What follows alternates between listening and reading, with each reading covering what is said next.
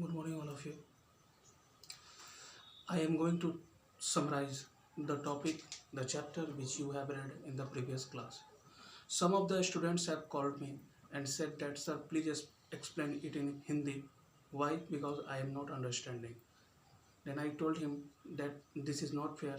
You should try to listen carefully and understand the words which I have been delivering.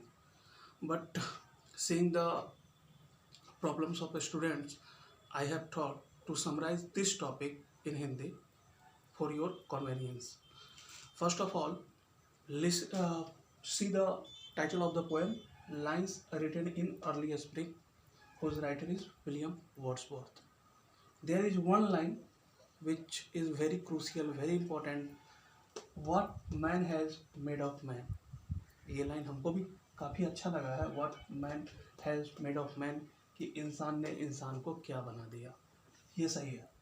दूसरी बात कि William Wordsworth जो है वो बहुत ही फेमस पोएट है, बहुत ही फेमस पोएट है यूरोप के. और उनका जो कहानी होता है, कविता होता है, वो नेचर से ही रिलेटेड होता है.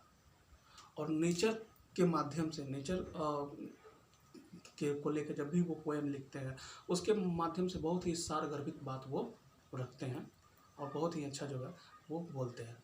जैसे कि इस पोएम के साथ भी यही हुआ है. अब यहाँ पे lines written in early spring, इसका सबसे पहला जो लाइन है, I have heard 1,000 blended notes. अब ये जो पहला है, I have heard 1,000 blended notes, इसका मतलब क्या हुआ?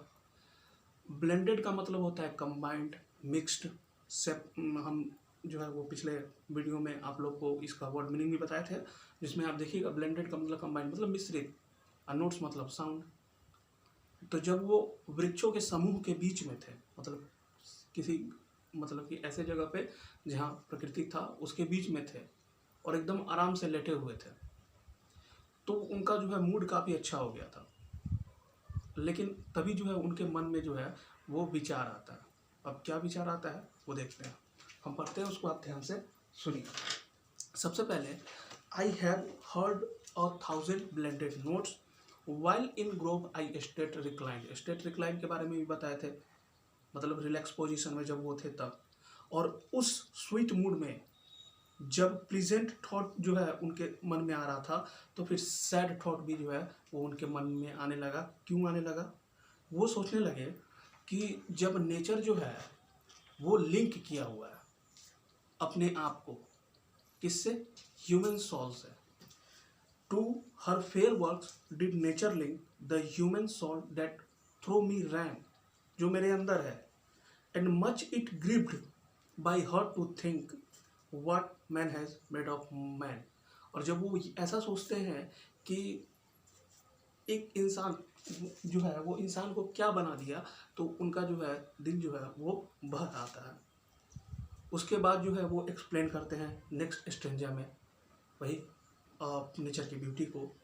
Throw primrose tufts in that sweet bower, ये हम बताए थे आपको.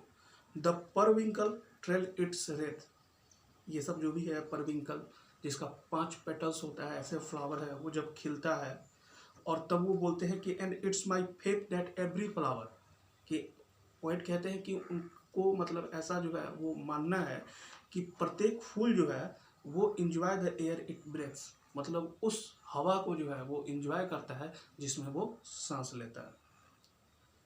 फिर बोलते हैं कि the bird around me hoped and played, जो चिड़िया मेरे आसपास थी वो कूद रही थी और खेल रही थी. Their thoughts I can not measure, लेकिन उनके मन में क्या विचार चल रहा था इसको हम पता तो नहीं लगा सकते, इसको माप तो नहीं सकते.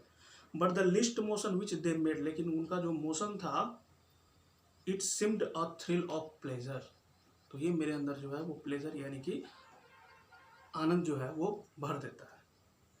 The budding twigs spread out their fan. अब बडिंग ट्विग्स को एक्सप्लेन करते हैं. सबसे पहले ये क्या है?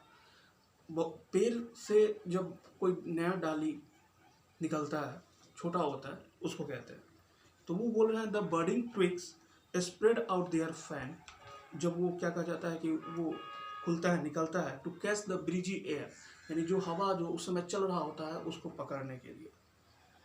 And I must think do all I can that there was pleasure there. और जो हम कह सकते थे या देख सकते थे वो ये कि वहाँ पे भी जो है वो आनंद था, सुख था।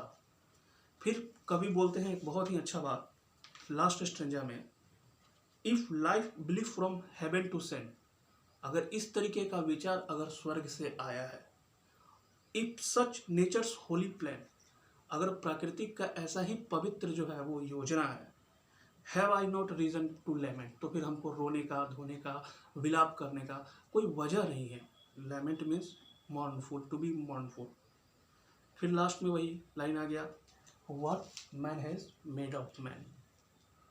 तो I think you have understood all the summary of this chapter and its writer is William Wordsworth. और ये देखिए आप किस तरीके से जो है वो इस कविता में जो है नेचर को एक्सप्लेन करते हुए जो है वो कितने दूर तक की बात जो है वो बोल जाते हैं। और जैसे कि इसमें लिखा हुआ है lines written in early spring, lines written in early spring मतलब कि जब बसंत शुरू हो रहा होता है, जब स्प्रिंग सीजन जो है वो आ रहा होता है, उसी वक्त जो है वो इस कविता को लिखते हैं। मतलब कि प्रकृति जो है वो सबसे ज़्यादा सजती संवरती है और अपना खूबसूरती दिखाती है वो स्प्रिंग सीजन में ही। अब इसमें कुछ जो है वो दिया हुआ है, ज़्यादा नहीं है, क्वेश्चन ही है, 5-6 क्वेश्चन है इसमें जिसमें आपको एक्सप्लेन भी करना है। सबसे पहले इसमें 2 जो है वो दिया हुआ है आपको multiple choice question, there is no fill in the blanks, there is no true false, only question and answer and multiple choice question. In multiple choice question there is only 2 question.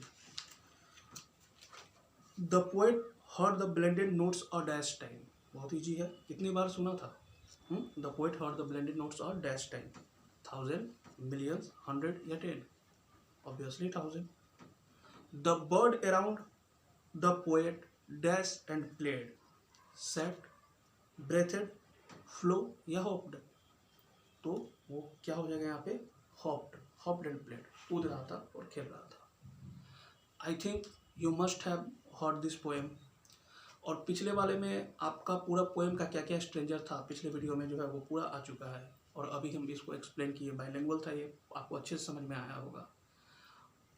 अब आप एक standard के student हो गए हैं class 8 के, तो इसका कुछ क्वेश्चन आंसर जो है वो हम आपको देंगे नेक्स्ट वीडियो में, और उसको बस पहले आपको खुद से लिखना है, लिखवाएंगे तो हम भी, लेकिन ऑनेस्टली दिखाइएगा आप लोग पहले उसको खुद से लिखिएगा, और उसके बाद जो है जब हम लिखाएंगे तो देखिएगा कि जो कॉन्सेप्ट है वो मैच हो रहा है कि नहीं हो रहा, और ये आपके लिए बहुत हेल्पफुल रहेगा। Okay, good day, thank you.